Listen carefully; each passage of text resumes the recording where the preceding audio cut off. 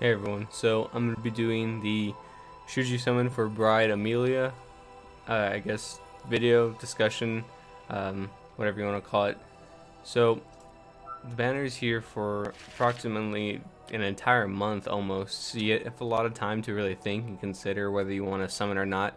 So, before even thinking about it, you can just, take the time into consideration, think about how many gems you're probably going to get from all the events, maybe when your next paycheck comes out and how much you want to spend. They definitely give you a lot of time to think for this one, so use that time wisely.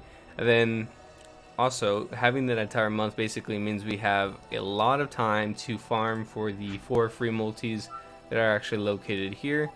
This is the ticket banner. We get 4 free multis. I did the video on it, letting you guys know that they were in the game first, because I knew a lot of people just summoned as soon as the game instantly got up from maintenance, and I wasn't able to get the video out fast enough to save a lot of people, because I know pretty much almost everyone that I know got EMILIA within like the first 3 multis or something like that, and that could have been 3 free multis if you had just waited.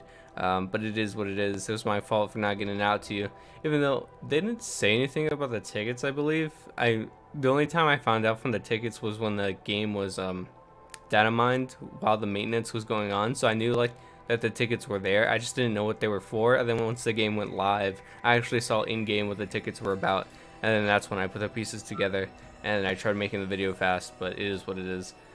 So again, we get 4 free multis. This banner also lasts basically the same amount of time, 27 days left. I do believe in my other video I said 28 months, so my bad for that.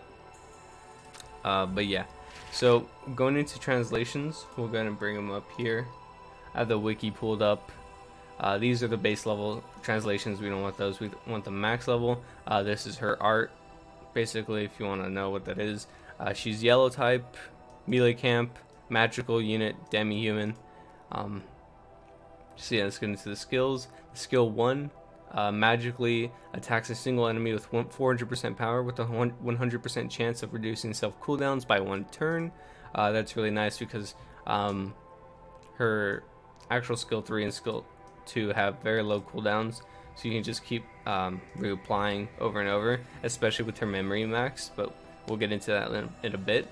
Skill 2 for cooldown revives an ally with 100% HP and gives all allies besides the revived one blessing, automatic recovery, a defense and debuff resistance enhancement for 2 turns. So you get all of this for 2 turns unless you were revived.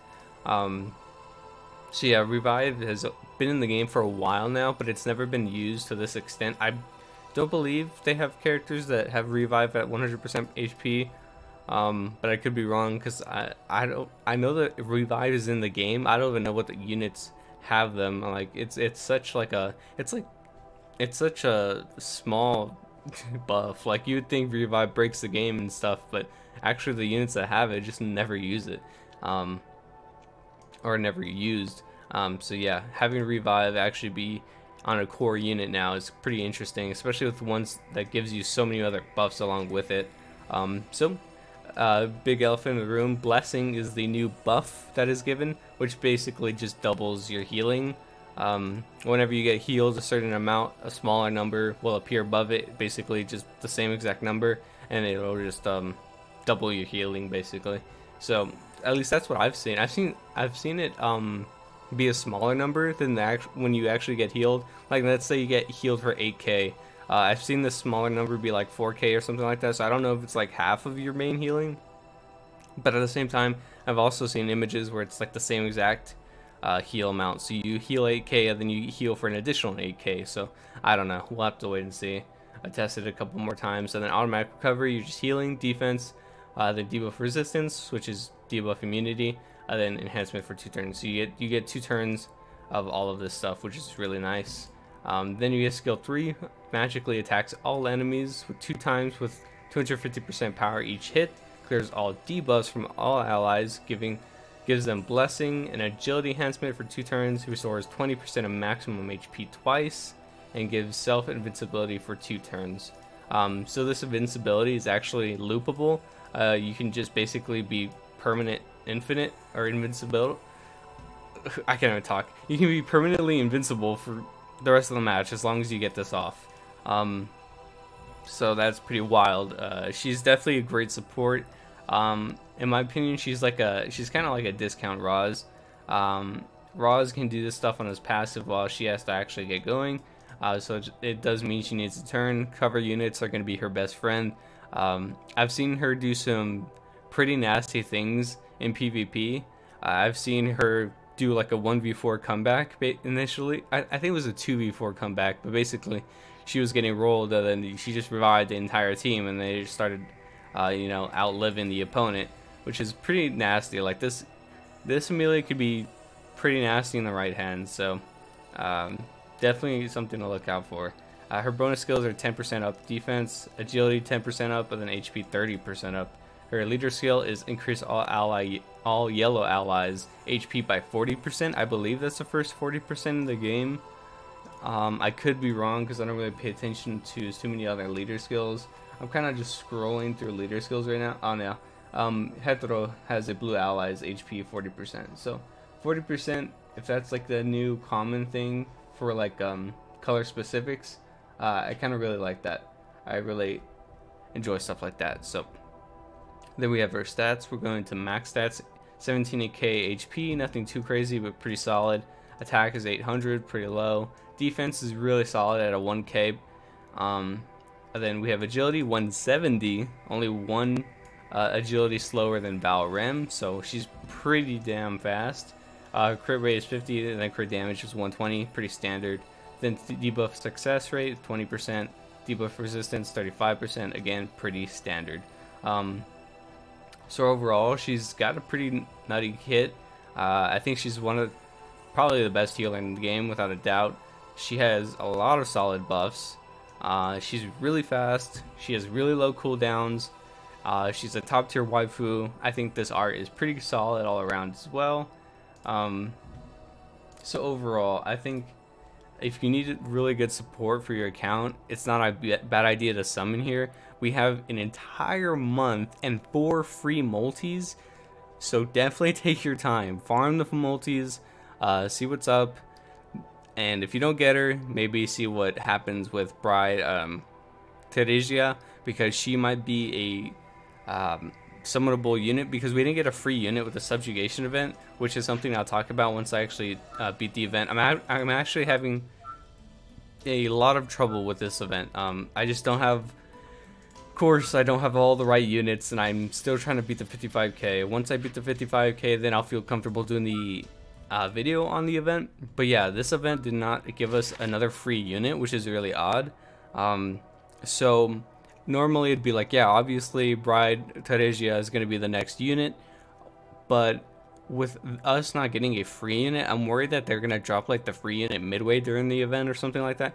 They could just do something really weird, so I'm just waiting completely until we get info on her to see what's up. So definitely you have time to wait, no need to rush here. I know she's a cool character. Also, let's talk about the memory. I didn't even talk about the memory. That's my bad.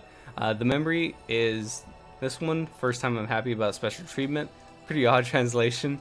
Then we have the initial effect, which is HP 15%. Then Awakening 1, 5%. And then we switch to defense. So this is a hybrid. You get 20% HP, then 20% defense.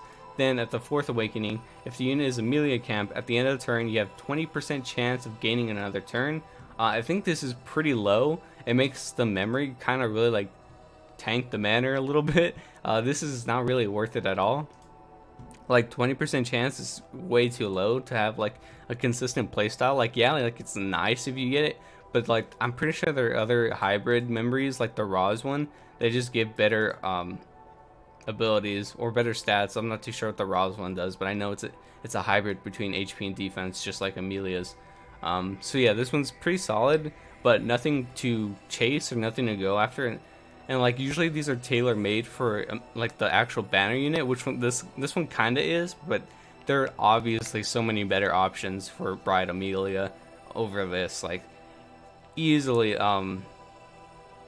hooded Emilia's memory, which is agility, could easily overtake this one. But you definitely want to build tank. But just comparing the two memories, that like there's so many other better options. So yeah, be aware of that. And then we'll switch on over. So yeah, at the end of the day, the unit's pretty good. She's definitely a solid addition to the account. I would put her at both for PvP tier list and PvE, probably the top slot, the top area where all the meta units are. Like, she's definitely meta on PvP. I've seen a lot of teams with her. She can be pretty nasty defense wise. You can even draw stalls, like intentionally stall out. A lot of people use Kid Ram for their PvP because they like quick, you know, like wipes.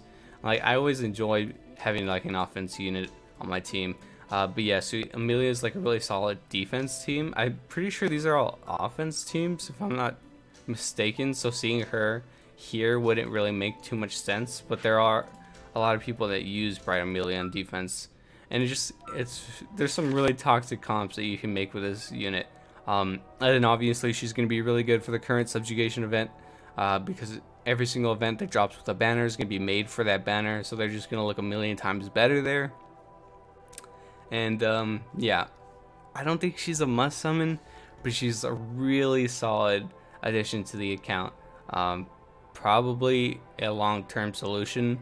Hopefully, I know there's been so many direct counters like the week after, so again, I would just wait until I see what Bride Teresia does before summoning. That's probably what I'm gonna do, except for the free multis, because the free multis are always gonna be there, so might as well just use them now.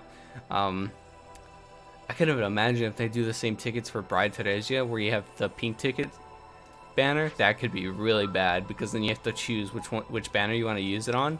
That would suck. Hopefully they don't do something like that, because that would really blow. But yeah, that's gonna do it for this video. Good luck in your summons. If you already pulled, I'm sure most of you have already pulled. So this video is probably gonna mean nothing, but hopefully it means something to someone out there. So yeah, I'll see you guys in the next video. Thank you for watching.